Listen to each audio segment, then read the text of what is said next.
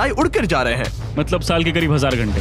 1000 तो नहीं, मैंने पर कैलकुलेट नहीं किया। ये $1.5 लाख की फ्लाइंग कार भी उस $100 करोड़ के रॉकेट शिप के सामने कुछ भी नहीं है, जिसे हम आगे देखने वाले हैं। ये तो बस शुरुआत है। ये चीज यहाँ कितनी जल्दी पहुँच गई। नीचे आ जाओ। ओह गॉड, मैं भूल गया कि हम बीच पर हैं। जिमी इससे बिल्कुल भी नहीं जीत पाएगा। जिमी शायद तुमने 10 लाख गवा दिए हैं। हाँ, पर लकीली मैंने ये कभी नहीं कहा कि अगर वो जीता तो मैं उसे 10 लाख दूंगा। उसने कहा कि वो मुझे 10 लाख देगा। अब सिर्फ मैं यहाँ किसी को ठोक ना दो। ओ वोरा, तुम यहाँ कितनी देर से हो? 10 मिनट। तुम यहाँ 10 मिनट से हो? और नहीं तो क्या। ओह माय गॉड, मुझे आपका तो नहीं पता, पर मैं एक दिन इसे चलाने के लिए बहुत एक्साइटेड हूँ। और अगर तुम इसके लिए एक्साइटेड नहीं हो तो क्यों ना इस जेट पैक से काम पर जाना शुरू कर दो। लगभग $5 लाख का ये jet pack 130 kilometre per hour से भी ज्यादा तेजी से उड़ सकता है और करीब 5 किलोमीटर की रेंज के साथ ये काम पर पहुंचने का सबसे फास्ट तरीका है। मैं जॉब से खुश हूँ।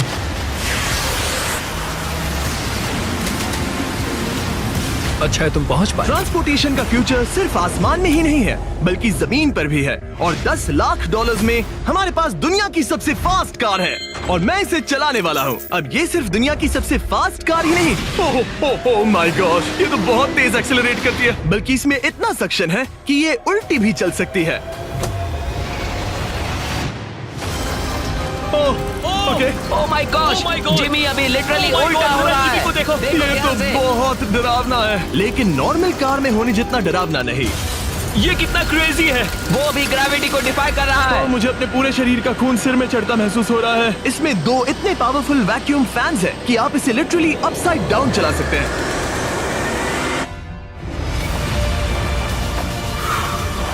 बस ज्यादा दूर तक नहीं।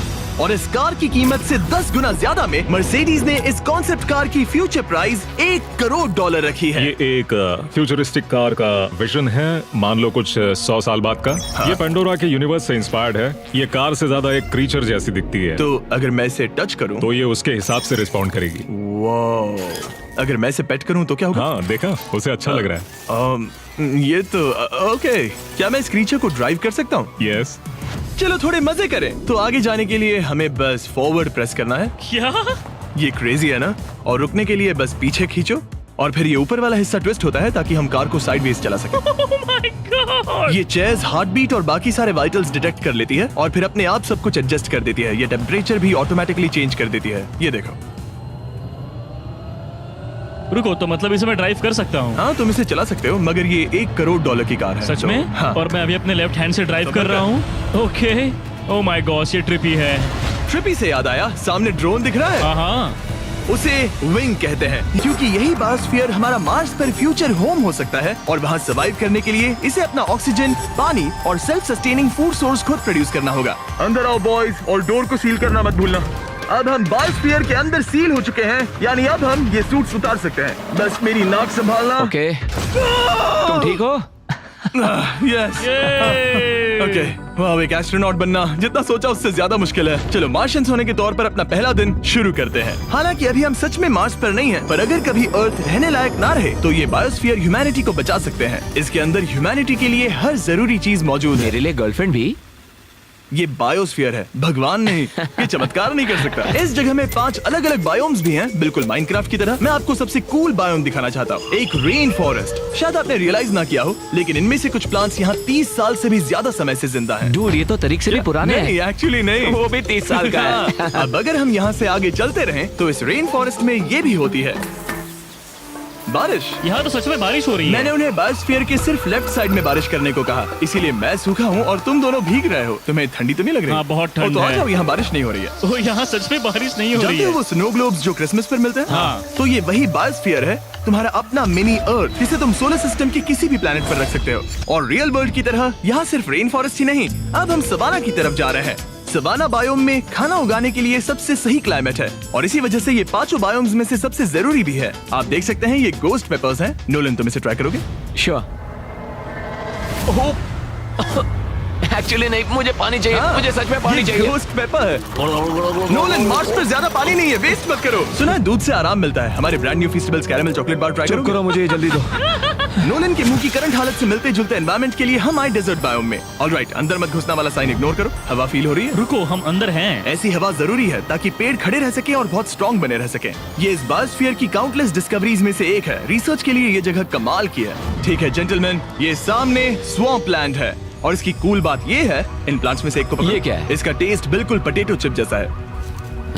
ये क्रेजी है ना? ये क्रंची है। सॉल्टी भी। हाँ, मार्स पर अगर तुम खाना उबाल रहे हो तो बस इसे उसमें डालो और खाना नमकीन हो जाएगा। क्या ये ऑसम और है? इसी के साथ हम अपने फाइनल बायोम पर पहुंच गए, ओशन। वाह, जरा ये देखो, तो बहुत सारा पानी है। यहाँ तो बीच है। बायोस्फीयर के अंदर लिटरली एक बीच।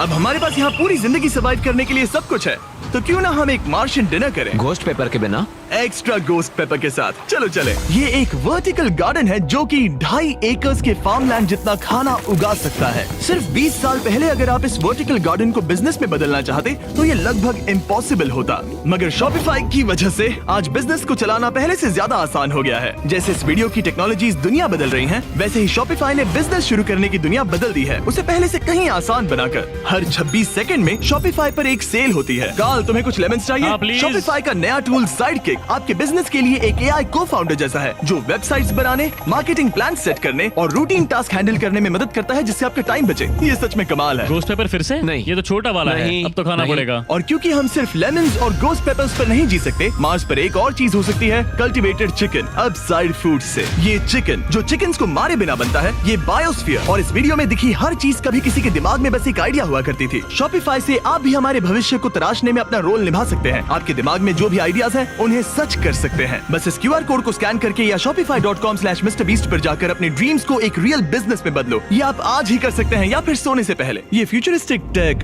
थोड़ी क्रेजी है, पर ये वक्त में इतने भी दूर नहीं है। मतलब अगर कभी कोई लड़की नोलन से बात करे और उनका बच्चा हो जाए, तो हो सकता है कि शायद वो बच्चा एक दिन मार्स पर बड़ा हो। इस वीडियो में दिखाई गई हर चीज मुमकिन है। तुम्हारा बच्चा होगा, बस वो पार्ट को छोड़कर। ये सारी चीजें जादू से तो मार्स पर टेलीपोर्ट नहीं होने वाली। इन्हें वहाँ तक ले जाने के लिए रॉकेट शिप की जरूरत है, और अभी के लिए वो रॉकेट शिप है स्टारशिप, एक $100 करोड़ का फ्यूचरिस्टिक टेक जिसे स्पेसएक्स ने पॉसिबल बनाया, जिन्होंने हमें यहाँ इन्वाइट किया ताकि हम उनके प्लान्स देख सके मार्स पर हजारों स्टारशिप्स लॉन्च करने के, जिससे ह्यूमैनिटी एक मल्टी प्लैनेटरी स्पीशीज बन जाएगी।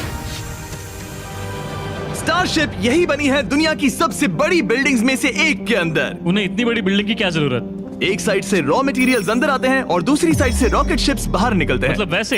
हाँ, मतलब यहाँ हर तरफ रॉकेट शिप के पार्ट्स पड़े हैं। और अब स्टारशिप के वाइस प्रेसिडेंट हमें दिखाने वाले हैं कि यहाँ डेवलप हो रही टेक्नोलॉजी ह्यूमैनिटी के फ्यूचर को कैसे डिफाइन करेगी। ये स्टारशिप के अंदर का हिस्सा है। कुछ ही सालों में। हाँ, oh my gosh bro, future तो क्रेजी है। मैं बहुत एक्साइटेड हूँ। जब मुझे ह्यूमैनिटी की अब तक की सबसे कूल चीज दिखाई जा रही थी, तब मैं कुछ मुश्किल सवाल पूछना चाह रहा था। क्या स्टारशिप ने कभी स्पेस में कोई अनआइडेंटिफाइड ऑब्जेक्ट एनकाउंटर किया है? अब तक तो नहीं, इतना ही हम बता सकते हैं। अगर मैं यही ऑफ कैमरा पूछूं तो क्या जवाब अलग होगा? नहीं। एनीवेज, आगे बढ़ते हैं। ये क्रेजी है कि यहाँ सब कितने नॉर्मल है। मतलब यहाँ सब मेहनत कर रहे हैं, पर शायद इन्हें इस तरह रोज रॉकेट्स पर काम करना नॉर्मल लगता है। ये क्रेजी है। जानते हो ना, तुम लोग रॉकेट शिप पर काम कर रहे हो। क्या ये क्रेजी नहीं है? अगर उन्हें पता नहीं होता तो मैं घबरा जाता। और ये दोनों जो रॉकेट्स बना रहे हैं वो फुली रीयूजेबल स्टारशिप्स हैं, और जब ये अर्थ के एटमॉस्फेयर में वापस एंटर करते हैं तो लावा से भी ज्यादा गर्म टेम्परेचर्स झेलते हैं। इसीलिए स्पेसएक्स टीम ने एक custom heat shield system engineer हम किया है। हीट शील्ड टाइल्स की बात कर रहे थे और ये रही उसकी एक टाइल जिसे तुम पकड़ सकते हो। क्या लगता है? तो ये है वो हीट शील्ड टाइल। ये असली Wow, हीट शील्ड टाइल ये है। तो बहुत हल्की है। इसे पकड़ के देखो। क्योंकि इनमें ऐसे टोटल 18,000 लगे ये हैं। कितनी गर्म हो सकती है? इतना गर्म कि इसे ब्लो टॉर्च से भी कोई फर्क नहीं पड़ेगा। अगर मैं अपना हाथ यहाँ रखूं, ये टाइल यहाँ हो और आप इस पर ब्लो टॉर्च चलाओ, तुम्हें कुछ नहीं होगा। सच में आपको इतना भरोसा हाँ, है? मुझे इतना भरोसा चलो है। टेस्ट करते हैं। कोई ब्लो टॉर्च दो। मेरे कॉन्ट्रैक्ट में ये तो नहीं था। उसकी जरूरत ही नहीं। ओ, ब्लो टॉर्च भी स्टारशिप जैसा ही है। ये कंपनी कितनी कमिटेड है, मुझे अच्छा लगा, ताकि आप जान सको कि ये असली है। ये देखो। काल, तुम्हें चाहिए? हाँ, क्यों नहीं। मैं इसे पकड़ता हूँ। रुको रुको, ओ, मेरे हाथ को मत जला। हाँ बिल्कुल। वाओ, देखो ये ऑरेंज होने लगा है। ये 2000 डिग्री से भी ज्यादा है और मुझे कुछ महसूस नहीं हो रहा। साइंस तो कूल है। अगर अब मैं इसे टच करूं तो क्या होगा? ये तुम्हें शायद जलाएगा नहीं, पर मत छूना। ये सोच रहे होंगे कितना बेवकूफ है। स्पेसएक्स एक ही टाइम पर सैकड़ों स्टारशिप्स बना रहा है। आप लोग रॉकेट्स ऐसे बना रहे हो जैसे ये कोई कार हो। एग्जैक्टली, ये बेसिकली एक कार असेंबली लाइन है जो रॉकेट्स बनाती है। इसके बाद मुझे वो करने की परमिशन मिली जो नॉर्मली सिविलियंस के लिए ऑफ लिमिट्स होता है। ये एक फ्लैप है, यहाँ सारी टाइल्स इंस्टॉल की जा रही क्या हैं। मैं एक लगा सकता हूँ? पूछने दो, हम नहीं चाहते कि रॉकेट फट जाए। हाँ बिल्कुल। मतलब हमने कभी किसी अनट्रेन्ड इंसान से फ्लाइट हार्डवेयर इंस्टॉल नहीं करवाया। तो हमारे पास यहाँ एक हीट शील्ड टाइल है, ओह, इसे यहाँ okay. लगाते हैं, फिर एजेस को फोल्ड करके टाइल को फिट करते हैं और Okay. हम तुम्हें ये करने दे रहे हैं। ओ सच में? और तुम ये सिर्फ एक बार कर सकते हो, इसे दोबारा ओह। नहीं किया जा सकता। तो अगर ओह। तुमने कोई गड़बड़ की तो हमें इसे तोड़ कर निकालना होगा। सच में? हाँ, तो नो प्रेशर। ये तो काफी प्रेशर ओके, लग रहा मैं है। तैयार हूँ। मैं रॉकेट इंजीनियर हूँ। हाँ, अगर तुमने ये सही किया तो ये स्पेस तक जाएगा, Okay. और अगर नहीं किया इसे तो निकालना खत्म। पड़ेगा, लेकिन हाँ, ऐसे तो नहीं, नहीं, उल्टा है। बिल्कुल गलत। इसमें सच में रॉकेट साइंस लगेगी। अब बस इसे धक्का दो। बस नीचे पुश करूँ। हाँ, हो बहुत गया। अच्छे। ओके, तुमने कर दिखाया। अब मैं इस पर साइन कर रहा हूँ। MB mister beast. अगर किसी वजह से इस टाइल से ये रॉकेट डिस्ट्रॉय हुआ तो यहाँ जो भी हो रहा है वो सब AI है, ये असली नहीं है। आप प्रूव नहीं कर सकते ये रियल है। पर मैं गवाह हूँ। तुम भी तो AI हो। अगर ये रॉकेट डिस्ट्रॉय हुआ तो ये $100 करोड़ की रॉकेट फैक्ट्री है तो बहुत बड़ी, पर फिर भी स्टारशिप बनाने के फाइनल स्टेप के लिए ये काफी नहीं है। ये है स्टारशिप का एक्चुअल साइज।